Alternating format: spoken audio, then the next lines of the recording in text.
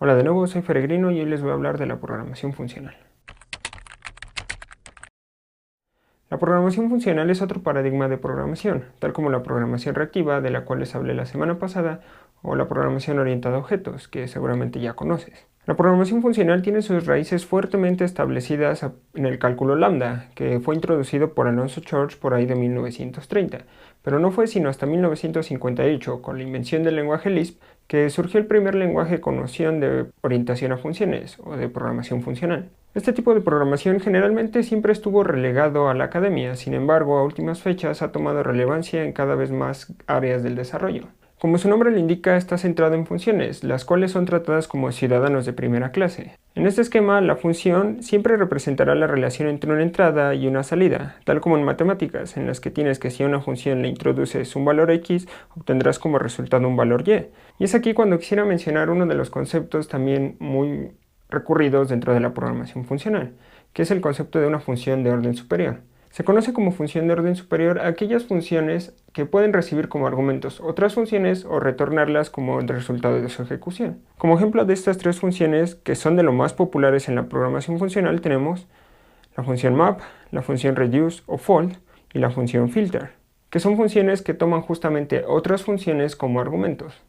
En este caso, la función map recibe una función que especifica la transformación de un valor a otro, mientras que reduce o fold nos sirve para aplicar una función de acumulación a una colección de elementos. Y por último, filter, que toma una función que especifica los criterios de elegibilidad de los elementos de una colección para ser introducidos en otra. En el blog tengo un post al respecto de estas funciones, por si quieren echarle un ojo al código. Lo tengo en C# y en F#. Y bueno, volviendo a los lenguajes de programación funcionales, en el más estricto sentido, y si hablamos de lenguajes de programación funcionales puros, estos tienen unas características que los hacen bastante únicos. La primera de estas características es que no tienen ciclos. La programación funcional hace uso de la recursividad, que como ya vimos es una herramienta muy poderosa cuando de expresar problemas se trata. Otra de sus características es que no hay variables ni asignaciones. O bueno, dicho de otra manera, quizá más entendible, es que no existe el concepto de la mutabilidad. Es decir, una vez que un valor ha sido establecido y almacenado, este no puede ser cambiado a lo largo de la ejecución del programa o del bloque del programa en el que fue definido. Y otra de sus características, quizá la más importante, es que no permite el almacenamiento de estados y evita los efectos colaterales. En la programación funcional, el llamar a una función múltiples veces con las mismas entradas siempre devolverá los mismos resultados. Estos no se verán influenciados por condiciones externas o estados almacenados previamente. A esto último también se le llega a conocer como transparencia referencial, que básicamente significa que podemos reemplazar cualquier referencia a una función por el valor que ésta retorna, sin que se altere el resultado o comportamiento del programa. Pero como ya dije, estas son características de lenguajes que son considerados puros funcionales. En la práctica y en la realidad, muchos de los lenguajes que se jactan de ser lenguajes de programación funcionales, en realidad retienen ciertas nociones de otros tipos de lenguajes y de otros paradigmas, como puede ser la mutabilidad de variables y el uso de ciclos para controlar el flujo de un programa. Y esto en realidad no es necesariamente malo. Puede llegar a ser algo bueno para la gente que, como yo, está tratando de aprender un lenguaje de programación funcional y está buscando un cambio no tan abrupto. Aunque eso sí, se puede prestar a que comiences a escribir mal código funcional y tal vez orientado a objetos, pero esto ya depende de cada persona y cada desarrollador, no es culpa del lenguaje en sí. Y bueno, ahora que sabemos un poco más o menos qué es la programación funcional, tal vez sea bueno conocer algunas de sus ventajas. Una de sus grandes ventajas es la posibilidad de ejecutar nuestros programas en entornos que facilitan y favorecen la ejecución paralela. Por esta razón, de que no existe efectos colaterales sobre nuestras funciones, podemos ejecutar nuestro programa sin correr el riesgo de que el resultado se vea alterado porque un hilo o un proceso termine antes que el otro, o porque se vayan a comenzar a interferir en sus ejecuciones.